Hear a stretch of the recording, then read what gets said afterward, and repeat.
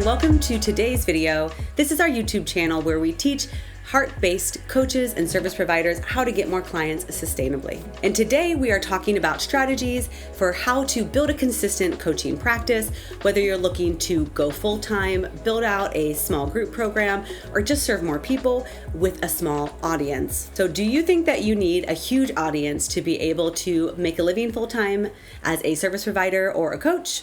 Think again. You definitely do not need to have hundreds of thousands or tens of thousands of followers even in order to have a full-time coaching or service-based practice. In this video, I'm breaking down the common myths that coaches believe when they're looking to transition from their 9-to-5 to full-time coaching or to build out a group program or just serve more people. Okay, myth number one is that I can just figure out the niche later. That may be true. You may change niches later. I have a couple videos back, if you haven't watched it yet, about how to leave your 9-to-5.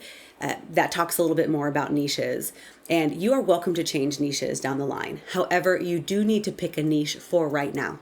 You do need to be comfortable serving a very targeted audience with a targeted problem right now. You can always refine it or shift it later, but let's just start somewhere. Myth number two is, well, I just have to be consistent. You do need to be consistent, but consistency alone isn't enough to build out a successful, sustainable, consistent coaching practice or service-based practice. In a future video, I will be talking a little bit more about what the missing piece might be for you if you haven't been seeing the traction that you want from your social media presence, from your emails, despite being consistent. It's probably related to a structural problem inside of your business or a clarity problem inside of your business. So you do need to be consistent, but that alone is not enough. You also need structure and strategy. Myth number three is that the right fit clients will just understand this work. They'll feel my vibe, they'll feel my transmission, and the right people will find me. That might work sometimes. Sometimes we have clients fall in our lap. Sometimes someone has been following us for a while. We get a really great referral. But part of what you need to have consistent clients is that you need to have a way to speak to people that brings them to your door, that they clearly understand, that isn't just putting it on them to understand what you mean. And when you are a service provider, you're running something that you love, that you care about, you're in this field because you want to make a difference. What I invite you to do is to see if you can take the same lens to marketing and to sales as you do to the work that you do with people. So if you can view it as a part of your job, a part of the way you serve people, a part of the way you meet them where you are, to figure out how to talk to them about their problems in a way they understand, in a way that speaks to their motivation to buy now, you're actually serving them so much better. Imagine that your friend sits down with you at a coffee shop. You're getting together, you haven't seen each other for a while. She is really upset. She starts talking about her breakup. She's really in it. She's heartbroken. What would you do in that circumstance? Right? You wouldn't just say, okay, let's get to work. Let's make a dating profile. It's going to be great. It's going to be fine. Think about this guy. Think about that guy. Think about this girl. It's going to be wonderful. You wouldn't skip over the heartbreak that she's in. You would sit with her in the heartbreak. You would meet her in the problem she's having, which is she has a broken heart. She's in serotonin withdrawal. She's struggling. You would be with her in the problem. And it's the same thing with your clients. I'm sure you do that properly when you're coaching, but it's the same thing in your marketing. When they're in a deep problem that they have, they don't just want to hear solutions. They don't just want to hear, look how wonderful. They don't just want to hear, this is my high vibe life. They want to know that you understand them and you hear their problem and you're with them in their problem. And so your capacity to understand that about your people is a part of you serving them. So when you can speak to those problems really effectively, then that's when you start getting perfect fit, your exact client that you want to serve coming to your door. But that takes some market research, that takes some business ingenuity, that takes some structure in order to know how to do that. That takes time spent with your audience. And that is a part of the service that we provide as well. And that's how the heart-centered work that you do really does extend to marketing and to sales. Myth number four is like, I'll just pay for audience growth. I'll just pay for ads. And then I won't have to do any of this marketing stuff. Until you have a niche clearly defined, You know exactly the problems you're helping people solve.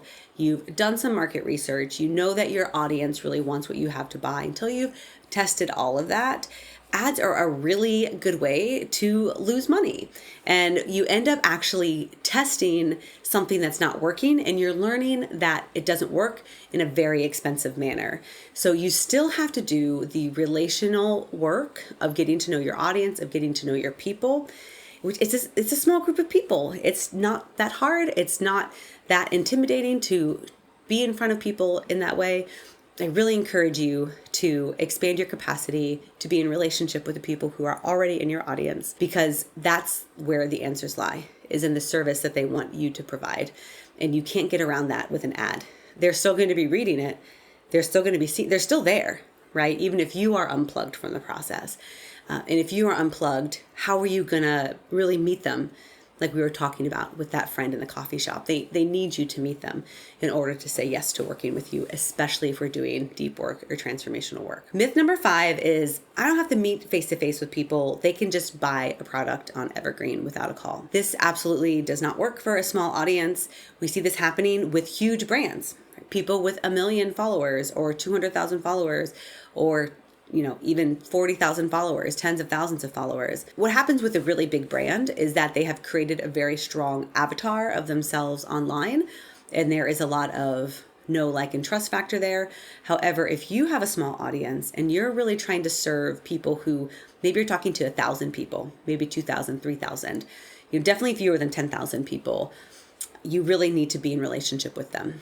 I've seen this be the case even for folks who are more in the 20,000 range. Even tens of thousands of people are still doing sales calls because, again, it's like the previous point that we just talked about.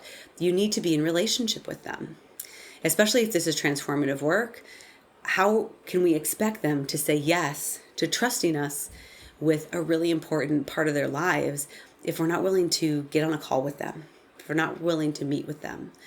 So you do need to expand your capacity to do sales calls, to find that time in your schedule, to create a strategy that brings people who are a good fit, who are ready to buy, to your door, so that you can be having conversations with the right people. And that's how they're going to say yes, especially when we're talking about coaching. And the 6th myth, and one of the more common ones, although newer, is AI can do it for me. I have seen over and over again AI fail to create a proper coaching framework, make terrible marketing content. A lot of people have this idea that AI tells you the truth and can help you build your business like a mentor could. But what they don't realize is that AI is not actually telling truth. It's not pulling from some well of true information. It is using predictive algorithms to put the next word in its output. So it will tell you something that sounds accurate and sounds right, but it's not based on any kind of truth. It just sounds right. It's trying to appease you. It can't actually tell you about your audience. It can't actually tell you a proper framework. It can't actually give you sound business advice. It doesn't really know. It's just predicting the next most likely word, and that's how it forms its sentences. Now, you can use AI in strategic ways inside of your business, in ways that are very cultivated with the right kind of information. I'm not anti-AI. You can use it if you want, if that's a tool that you would like. However, it's really important to use it correctly. Otherwise, you're going to be creating posts and using words that your audience doesn't resonate with, that doesn't make sense to them. It's not going to sound human. It's not going to sound relational, right? And we're really building this business person by person, client by client, especially, again, if you're a smaller service provider. Maybe you're working with 8 one-on-one clients and 15 people in a group, or you have your 12 one-on-one clients and you're looking to expand to that group, or you're looking to reconfigure your business in some way, in some model. We're not talking about serving millions of people. We're not even talking about serving 1,000 people at once, probably. We're talking about serving scores of people at a time. And so this is such a people business. It's such a people process. And so that's why, my background is as a relationship coach. I was working with people doing secure attachment work for a very long time. And that's how it really serves me and my current work with entrepreneurs and business owners and coaches, because we need to apply relational skills to our business. And so we can't offload it to something like AI or to something like paid ads when we haven't done that legwork to really and truly know our people. Okay, so now that you know what not to do, what do we do instead? Number one, market research to get to know your audience. Market research is something I teach inside of our Provider Mastermind.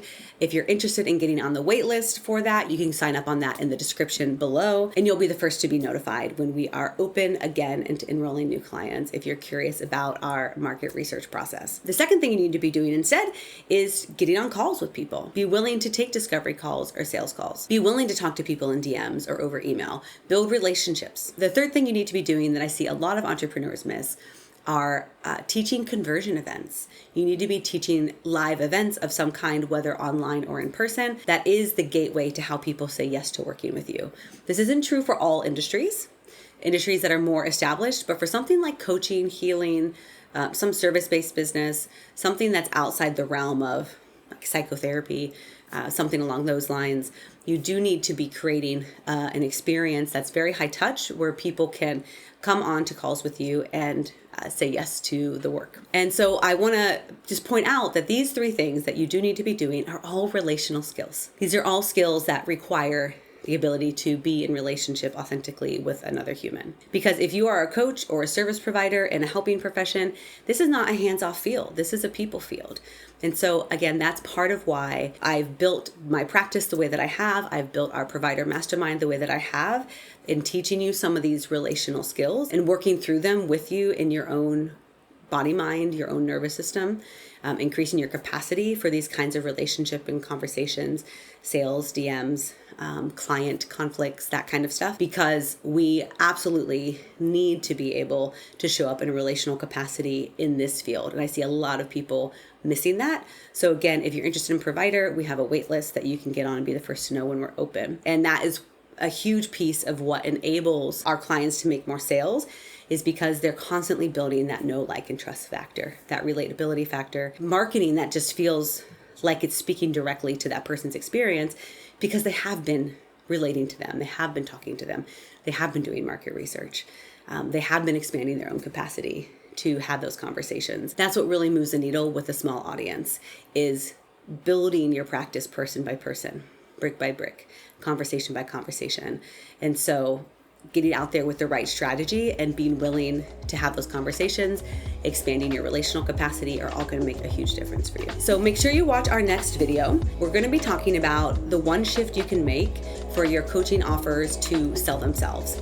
So especially when we don't have a big audience, we need to make sure that we're selling in a really effective way.